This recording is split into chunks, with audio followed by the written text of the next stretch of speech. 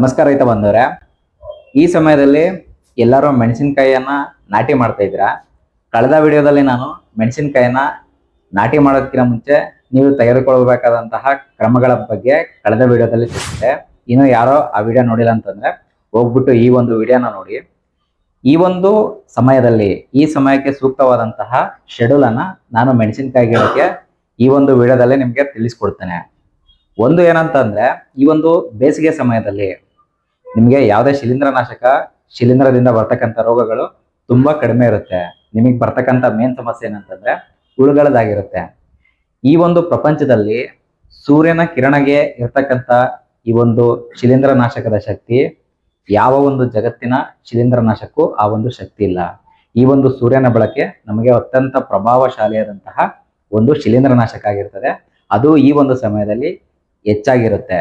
So ಹಾಗಾಗಿ ನೀವು ಮಾಡ್ತಕ್ಕಂಥ ಖರ್ಚನ್ನ ಆದಷ್ಟು ಈ ಒಂದು ಶಿಲೀಂಧ್ರನಾಶಕದ ಬಗ್ಗೆ ಕಡಿಮೆ ಮಾಡಿ.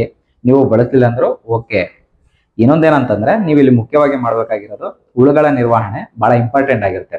ಅದರಲ್ಲೂ ವೈರಸ್ ಕಾಜ್ ಮಾಡ್ತಕ್ಕಂಥ ಮುಟ್ರು ರೋಗವನ್ನ ಕಾಜ್ ಮಾಡ್ತಕ್ಕಂಥ ಈ ಒಂದು ವೆಕ್ಟಾರ್ಗಳು, ಕೀಟಗಳನ್ನ ನೀವು ಸಮಗ್ರವಾಗಿ ಹತೋಟಿ ಮಾಡಬೇಕಾಗುತ್ತೆ. ಈ ಒಂದು ವಿಡಿಯೋದಲ್ಲಿ ನಾನು ನಿಮಗೆ 0ಯಿಂದ 30 ದಿನದವರೆಗೆ ನೀವು ಕೈಗೊಳ್ಳಬೇಕಾದಂತಹ ಈ ಒಂದು ಶೆಡ್ಯೂಲ್ ಅನ್ನ ನಿಮಗೆ ತಿಳಿಸ್ಕೊಡ್ತೀನಿ. ನೀವೇನ್ ಮಾಡ್ಬೇಕಂತಂದ್ರೆ, ಕೆಲವೊಬ್ರು ಡ್ರೆಂಚಿಂಗ್ ಒಂದು, ಸ್ಪ್ರೇ ಒಂದು, ಇನ್ನೊಂದು ನಮಗೆ ಮಾಡೋದಕ್ಕೆ ಸಮಸ್ಯೆ ಆಗುತ್ತೆ ಸರ್, ಒಂದೇ ನಮಗೆ ಸ್ಪ್ರೇಯಲ್ಲಿ ಕೈ ಕೊಡಿ ಅಂತೇಳಿ ತುಂಬಾ ಜನ ಕೇಳ್ತಿದ್ದೀರಾ. ಇಲ್ಲಿ ನಿಮ್ಗೆ ಮುಖ್ಯವಾಗಿ ಆಗ್ತಕ್ಕಂಥ ಒಂದು ಸಮಸ್ಯೆ ಏನಪ್ಪಾ ಅಂತಂದ್ರೆ, ನೀವು 4 ಮಿಶ್ರಣ ಮಾಡಿದಂತ ಸಂದರ್ಭದಲ್ಲಿ ಈ ಒಂದು ಕೀಟದ ಶಿಲೀಂಧ್ರನಾಶಕದ ಸಾಲ್ಟ್ ಇಂಡೆಕ್ಸ್ ಇರುತ್ತೆ. ನೀವು ಎಕ್ಸಾಂಪಲ್ ತಗೋಬಹುದು, ನಿಂಬೆಹಣ್ಣು ಹಾಗೂ ಸೋಡಾ ಪುಡಿನ. ನಿಂಬೆಹಣ್ಣು ಸೋಡಾ ಪುಡಿನ ಎರಡು ಮಿಕ್ಸ್ ಮಾಡಿದಾಗ ನಿಮ್ಗೆ ಏನಾಗುತ್ತೆ, ಅದು ಕೆಮಿಕಲ್ ರಿಯಾಕ್ಷನ್ ಆಗಿ ಈ ಕಡೆ ನಿಂಬೆಹಣ್ಣು ವೇಸ್ಟ್ ಆಗುತ್ತೆ, ಈ ಕಡೆ ಸೋಡಾ ಪುಡಿನೂ ವೇಸ್ಟ್ ಆಗಿ ಅದು ಒಂದು ಕಾಂಪೌಂಡ್ ಆಗಿ ಕ್ರಿಯೇಟ್ ಆಗುತ್ತೆ. ಅದೇ ರೀತಿ ಡಿಫ್ರೆಂಟ್ ಸಾಲ್ಟ್ ಇಂಡೆಕ್ಸ್ ಇರ್ತಕ್ಕಂಥ, ಹುಳಿ ಅಂಶ ಇರ್ತಕ್ಕಂಥ ಕೀಟನಾಶಕಗಳು ಅಥವಾ ಕ್ಷಾರ ಇರ್ತಕ್ಕಂಥ ಶಿಲೀಂಧ್ರನಾಶಕಗಳನ್ನ ಮಿಕ್ಸ್ ಮಾಡಿದಂಥ ಸಂದರ್ಭದಲ್ಲಿ ನಮಗೆ ಆಗ್ತಕ್ಕಂಥ ಈ ಒಂದು ಲಾಸ್ ತುಂಬಾ ಜಾಸ್ತಿ ಆಗಿರುತ್ತೆ. ಸೊ ಹಾಗಾಗಿ ನಾವು ನ್ಯೂಟ್ರಲ್ ಇರ್ತಕ್ಕಂಥ ಕಾಂಪೌಂಡ್ಸ್ಗಳನ್ನ ಅಥವಾ ಅಸಿಡಿಕ್ ಇರ್ತಕ್ಕಂಥ ಕಾಂಬಿನೇಷನ್ ಅಥವಾ ಕ್ಷಾರ ಇರ್ತಕ್ಕಂಥ ಕಾಂಬಿನೇಷನ್ ಈ ಒಂದು ವಿಡಿಯೋದಲ್ಲಿ ನೋಡ್ತಾ ಹೋಗೋಣ. ಫಸ್ಟಿಗೆ ನೀವೇನ್ ಫೋಕಸ್ ಅಂತಂದ್ರೆ, ನೀವು ಗಿಡಗಳನ್ನ ಇವಾಗ ನಾಟಿ ಮಾಡಿರ್ತೀರ.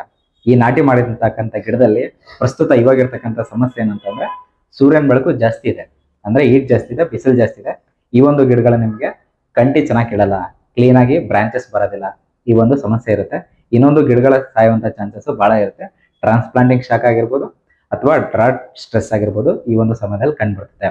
ಸೊ ಹಾಗಾಗಿ ನಾವಿಲ್ಲಿ ಕೈಗೊಳ್ತಕ್ಕಂಥ ಒಂದು ನಿರ್ವಹಣೆ ಏನಂತಂದ್ರೆ, ನಾಟಿ ಮಾಡಿದ ಒಂದು ವಾರದ ಒಳಗಡೆ ನೀವು ಇಲ್ಲಿ ಒಂದು ಡ್ರೆಂಚ್ ತಗೋಬೇಕಾಗ್ತದೆ.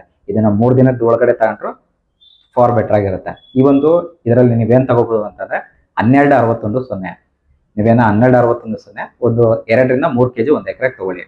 ಇದ್ರ ಜೊತೆಗೆ 1 kg ಪೊಟ್ಯಾಷಿಯಂ ಯೂಮಿಕ್ ಆಸಿಡ್ ನಿಮ್ಗೆ ಅಂಗಡಿಯಲ್ಲಿ ಸಿಗತಕ್ಕಂಥ ಯೂಮಿಮ್ಯಾಕ್ಸ್ ಪ್ರೋ ಅಂತ ಹೇಳಿ ಮಾರುಕಟ್ಟೆಯಲ್ಲಿ ಲಭ್ಯ ಇರುತ್ತೆ. ಈ ಒಂದು ಇದನ್ನ 1 kg ಒಂದು ಎಕರೆಗೆ ತಗೊಳ್ಳಿ.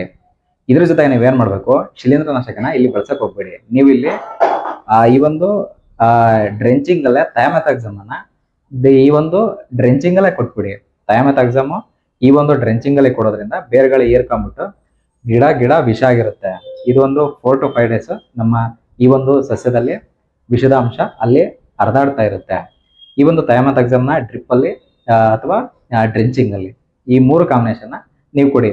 ನಿಮ್ಗೆ ಅಲ್ಲೇನಾದ್ರೂ ತುದಿಯಿಂದ ಒಣಗ ರೋಗ ಏನಾದ್ರು ಬಂತು, ಕಡ್ಡಿ ಏನಾದ್ರು ತುದಿಯಿಂದ ಒಣಗ್ತೈತೆ, ಗಿಡ ಏನಾದ್ರು ಸಾಯ್ತೈತೆ ಅಂತ ಏನಾದ್ರು ಪ್ರಾಬ್ಲಮ್ ಇತ್ತಂತಂದ್ರೆ ಥಯಾಫಿನೆಟ್ ಮಿಥೈಲ್ ಅಂತ ಹೇಳಿ ಒಂದು ಕೆಮಿಕಲ್ ಬರುತ್ತೆ. ಇದನ್ನ ನೀವು ಬೇಕಂದ್ರೆ 1 ಗ್ರಾಮ್ ಪರ್ ಲೀಟರ್ ಹಂಗೆ ಬುಡದಲ್ಲಿ ಅಥವಾ ಡ್ರೆಂಚಿಂಗ್ ಅಲ್ಲಿ ಕೊಡ್ಬೋದು.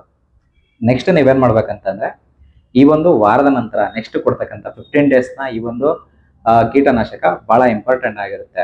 15 ದಿವಸಕ್ಕೆ ನೀವೇನ್ ಮಾಡ್ಬೇಕಂತಂದ್ರೆ, ಇಲ್ಲಿ ವೈಟ್ ಫ್ಲೈಸು ಹಾಗೂ ಈ ಥ್ರಿಪ್ಸ್ ನ ಮರಿ ಹುಳದ ಅಂತ ಇಲ್ಲಿ ಬರ್ತಕ್ಕಂಥ ಚಾನ್ಸಸ್ ಇರುತ್ತೆ.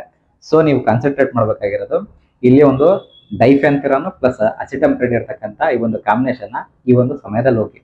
ನಮ್ಗೆ ಲೈಟ್ ಆಗಿ ಮುಟ್ರೈತೆ, ಏನೋ ಮುಟ್ರಿಲ್ಲ, ನಾವು ಪ್ರಿವೆಂಟಿವ್ ಆಗಿ ಕೊಡ್ತೀರ ಅಂತಂದ್ರೆ ಡೈಫೆನ್ಥಿರಾನ್ ಹೋಗಿ.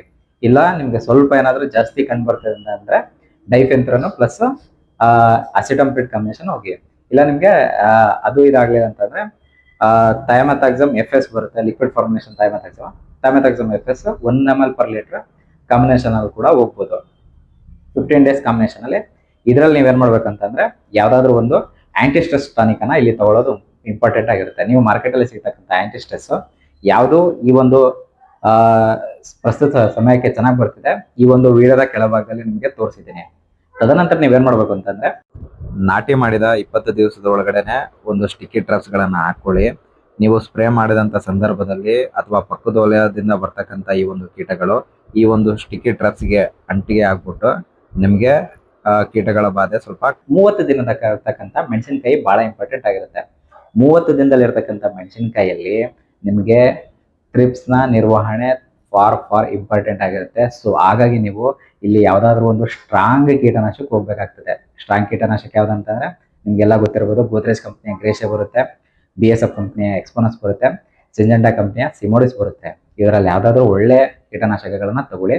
ಇಲ್ಲ ನೀವು ಪ್ಲೆಸಿವೆ ಬೇಕಂದ್ರೆ ಪ್ಲೆಸಿವೆಗೆ ಹೋಗಿ, ಅಥವಾ ಇದಾಗ್ತಿದೆ ಅಂತಂದ್ರೆ ಯಾವ್ದಾದ್ರು ಒಂದು ಒಳ್ಳೆ ಕಾಂಬಿನೇಷನ್ ನೀವು ಇಲ್ಲಿ ಹೋಗ್ಬೇಕಾಗ್ತದೆ.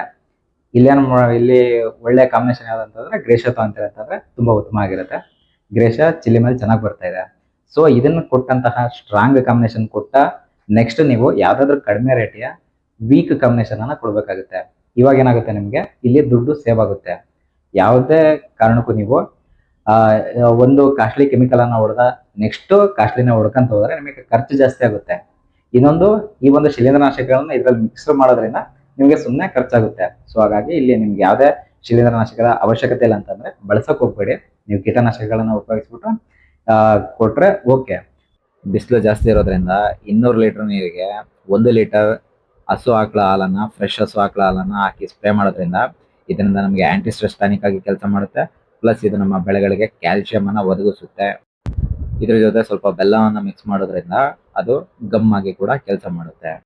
ಮುಂದಿನ ವಿಡಿಯೋದಲ್ಲಿ ನಿಮಗೆ 60 to 90 ಡೇಸ್ ಶೆಡ್ಯೂಲ್ ಅನ್ನ ನಿಮಗೆ ಕಳಿಸ್ಕೊಡ್ತೀನಿ. ಇನ್ನೂ ನನ್ನ ಚಾನಲ್ ಅನ್ನ ಸಬ್ಸ್ಕ್ರೈಬ್ ಮಾಡಿಲ್ಲ ಅಂದ್ರೆ ಸಬ್ಸ್ಕ್ರೈಬ್ ಮಾಡ್ಕೊಳ್ಳಿ. ನಿಮ್ಮ ಫ್ರೆಂಡ್ಸ್ ಯಾರಾದ್ರೂ ಮೆಣಸಿನಕಾಯಿ ಬೆಳೆ ಬೆಳೆದಿರ ಅಂದ್ರೆ ಈ ಒಂದು ವಿಡಿಯೋ ಅವರಿಗೆ ಶೇರ್ ಮಾಡಿ. ವಿಡಿಯೋ ವೀಕ್ಷಿಸಿದ್ದಕ್ಕಾಗಿ ಧನ್ಯವಾದಗಳು.